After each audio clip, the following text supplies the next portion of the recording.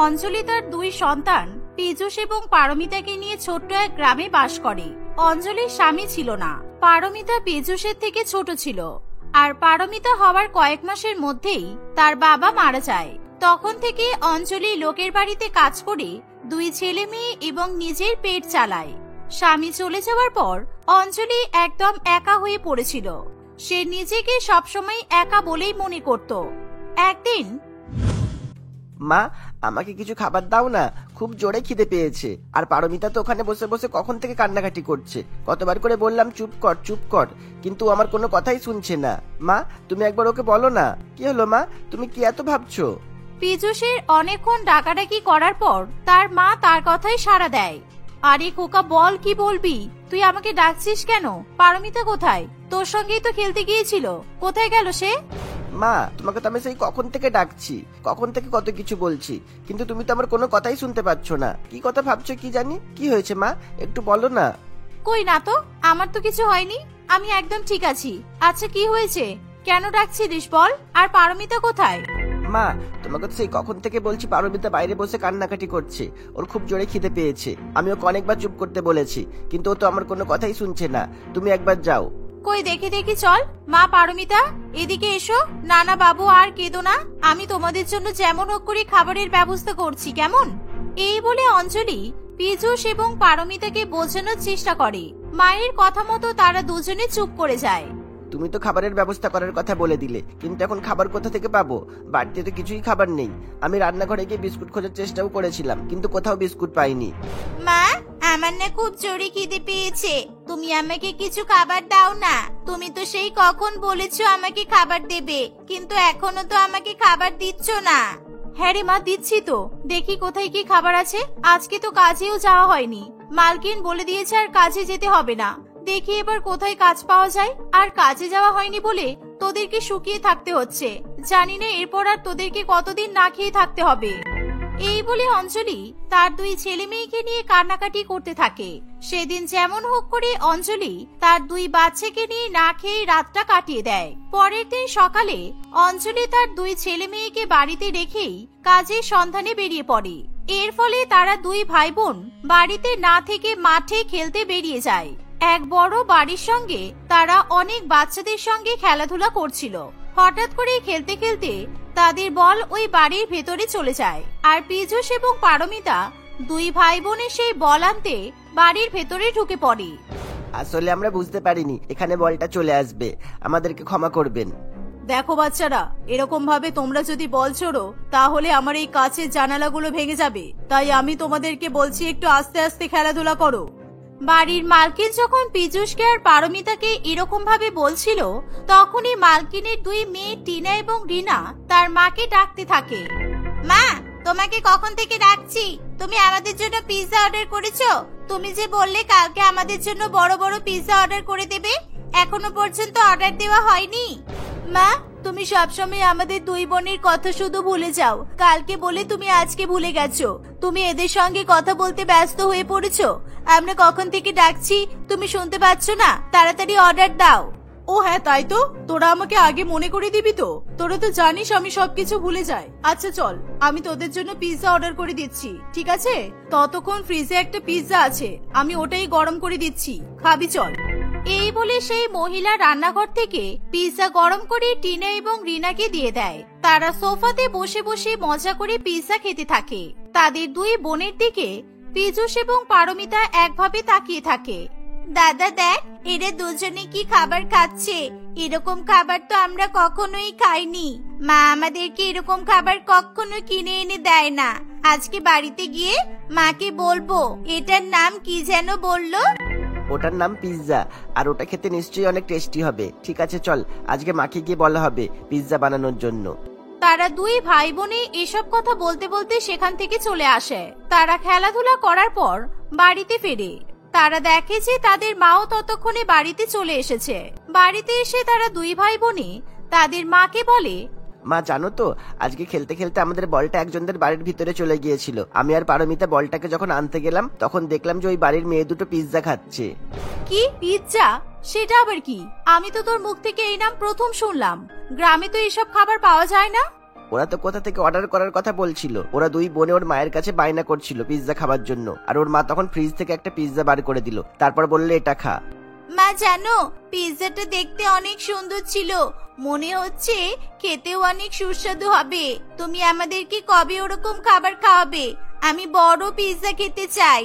তোরা তো সবই দেখতে পাচ্ছিস, বাড়িতে কিছুই নেই। আমি তোদের জন্য এখন কিভাবে ওটা তৈরি করব? আর ওসব অর্ডার করা তো আমি জানি না। আমার কাছে তো কোনো টাকাও নেই। যখন টাকা হবে তখন আমি তোদের দুই ভাই বোনকে খাইয়ে দেব। এখন ওসব নিয়ে বায়না করিস না তোরা। মায়ের কথা শুনে পিজুস চুপ করে যায়, কিন্তু পারমিতা ছোট হওয়ার কারণে সে পিৎজা খাওয়ার জন্য বায়না করতে থাকে। তখন অঞ্জলি রেগে গিয়ে তার মেয়েকে বকাবকি করে। দেখতে দেখতে এভাবেই কিছুদিন কাটে। অঞ্জলি আর একটা বাড়িতে কাজ পায়, আর সেই বাড়ির মালকিন ছিল অনেক ধনী। অঞ্জলিকেও সে অনেক পছন্দ করত, কারণ অঞ্জলির হাতের কাজ খুবই ভালো ছিল। এই অঞ্জলি, এই নে, এটা কালকের পিৎজা। আসলে কালকে আমার ছেলে মেয়েরা পুরোটা খেতে পারিনি, তাই জন্য আমি এটা তোর জন্য রেখে দিয়েছিলাম। আজকে তুই এটা নিয়ে চলে যা, তোর দুটো বাচ্চাকে খাইয়ে দিবি। আমি জানি তোর বাচ্চারা হয়তো এসব খাবার খেতে পায় না। অঞ্জলি মনে মনে খুবই খুশি হয় এবং তার মালকিনকে অনেক অনেক ধন্যবাদ জানায়। মালকিন, আপনাকে অনেক অনেক ধন্যবাদ। আসলে এই পিৎজা খাওয়ার জন্য আমার ছেলে মেয়ে অনেক বায়না করছিল, কিন্তু আমার কাছে টাকা ছিল না বলে আমি ওদেরকে এসব কিছুই খাওয়াতে পারিনি। কদিন হলো আমরা সবাই খেয়ে না খেয়ে বেঁচে আছি। আজকে যদি ওরা এটা দেখে তাহলে খুব খুশি হবে। অঞ্জলি খুশি মনে পিৎজা নিয়ে বাড়িতে ফিরে আসে। অঞ্জলি পিৎজাটা ভালোভাবে দেখে নেয় তার উপর কি কি মশলা এবং সবজি দেওয়া আছে। পিৎজাটা ভালো করে দেখার পর সে তার দুই ছেলে মেয়েকে ডেকে পিৎজাটা খেতে দেয়। মা, তুমি আমাদের জন্য পিৎজা নিয়ে এসেছো? এটা আমরা কতদিন থেকে খাবো ভাবছিলাম। যাক, শেষমেশ তাহলে এটা খাওয়া হলো। কিন্তু মা, আমার না ইচ্ছা আছে আমি অনেক বড় পিৎজা খাবো। ঠিক আছে, তোকে আমি বড় পিৎজা বানিয়ে দেবো, কেমন? এখন এটা খেয়ে শুয়ে পড়। এই বলে অঞ্জলি তার ছেলে মেয়েকে বুঝিয়ে ঘুম পাড়িয়ে দেয়। সেদিনের পর থেকে অঞ্জলির মাথায় একটাই বুদ্ধি ঘোরাফেরা করতে থাকে। অঞ্জলি কাজ করে কিছু টাকা জমায়, আর সেই টাকা দিয়ে বাড়িতে একটা বড় পিৎজা বানাবে বলে ঠিক করে। আমাকে একটা বড় পিৎজা বানাতেই হবে। এতদিন ধরে আমি তো কারোর ইচ্ছা পূরণ করতেই পারলাম না। আমার মেয়ে যখন একটা ইচ্ছা প্রকাশ করেছে, তাহলে আমি তার ইচ্ছাটা পূরণ করব। এই কটা টাকা জমেছে, এই টাকা দিয়ে আমি পিৎজা বানানোর মশলাপাতি কিনে আনবো আর একটা বড় পিৎজা বানাবো। এই বলে অঞ্জলি সেদিন কাজ থেকে বাড়ি ফেরার পথে কিছু টাকা নিয়ে পিৎজার সমস্ত মশলাপাতি কিনে নিয়ে আসে। সেদিন রাত্রিবেলা সে পিৎজা বানানোর সামগ্রীগুলো রেখে দেয়। সেদিনের মতো তার হাঁড়িতে অল্প একটু ভাত পড়েছিল। ডাল দিয়ে সেই ভাত মেখে সে তার দুই ছেলে মেয়েকে খাইয়ে দেয়। পরের দিন সকালে তাড়াতাড়ি করে ঘুম থেকে উঠে অঞ্জলি পিৎজা বানাবে বলে ঠিক করে। আজকে আমি এদের দুই ভাই বোনকে একদম চমকে দেব। আজকে আমি এদের দুই ভাই বোনের জন্য বড় পিৎজা বানাবো। এই বলে অঞ্জলি পিৎজা বানানো শুরু করে দেয়। মা, তুমি কি বানাবে এই সব কিছু দিয়ে? তুমি কি আজকে অন্য নতুন কোনো খাবার বানাবে? মা, এসব জিনিস দিয়ে তো তুমি আগে কখনো কিছু রান্না করোনি, তাহলে কি তুমি অন্য কিছু রান্না করবে? কিন্তু মা, তুমি কি রান্না করবে? কালকে তো তুমি নতুন কিছু রান্না করার কথা বলনি। হ্যাঁ রে মা, আজকে আমি তোদের দুই ভাই বোনের জন্য একটা খাবার বানাবো। তোরা শুধু এখানে বসে বসে দেখ, আর যখন হয়ে যাবে আমার হাতের এই খাবারটা খেয়ে বলবি কেমন হয়েছে। তার আগে তোরা আর কিছু জিজ্ঞাসা করবি না, কেমন? ঠিক আছে তো? ঠিক আছে, আমরা এখানে চুপ করে বসে থাকবো, তোমাকে একটাও কথা জিজ্ঞাসা করব না। এই দেখো মা, আমরা মুখে আঙুল দিয়ে বসে থাকলাম। যখন তোমার খাবার বানানো হয়ে যাবে তখনই আমরা কথা বলবো। এই বলে অঞ্জলি তার দুই ছেলে মেয়েকে এক জায়গায় বসিয়ে দেয়। সে বেশ অনেকক্ষণ সময় নিয়ে বড় পিৎজা বানানোর চেষ্টা করতে থাকে। কিছুক্ষণের মধ্যে পিৎজা পুরোপুরি রেডি হয়ে যায়। তখন অঞ্জলি তার দুই ছেলে মেয়েকে পিৎজাটা দেখায়। পিজুস, পারমিতা, এই দেখ, তোদের জন্য আমি এই বড় পিৎজাটা বানিয়েছি। একবার টেস্ট করে দেখ তো কেমন হয়েছে। তোরা এটাই খাওয়ার কথা বলছিলিস তো? আজকে আমি টাকা জোগাড় করে তোদের জন্য পিৎজা বানিয়েছি, দেখ।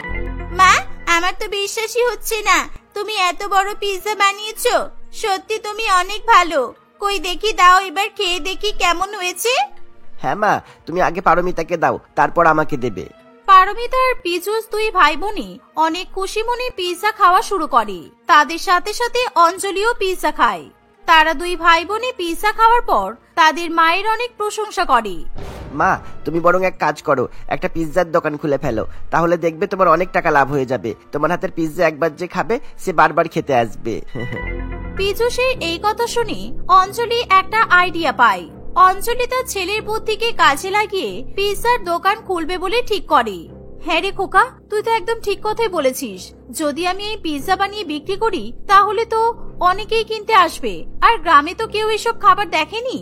গ্রামের লোকেরা যদি এই নতুন খাবারটা দেখে তাহলে কিন্তু সবাই আমার কাছ থেকে পিৎজা কিনে খাবে।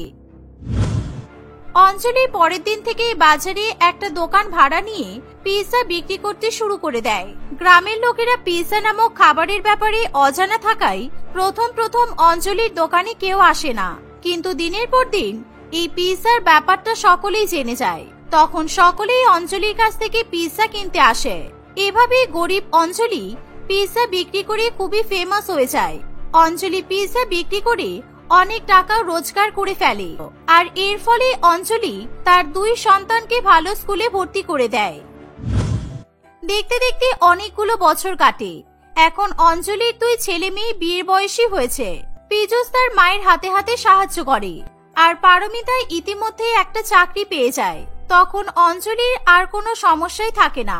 অঞ্জলি পিৎজা বিক্রি করে টাকা উপার্জন করে, আর অন্যদিকে পীযূষ তার মায়ের হাতে হাতে সাহায্য করে, আর পারমিতাও টাকা রোজগার করে নিয়ে আসে। এভাবেই তারা হাসি খুশি দিন কাটাতে থাকে।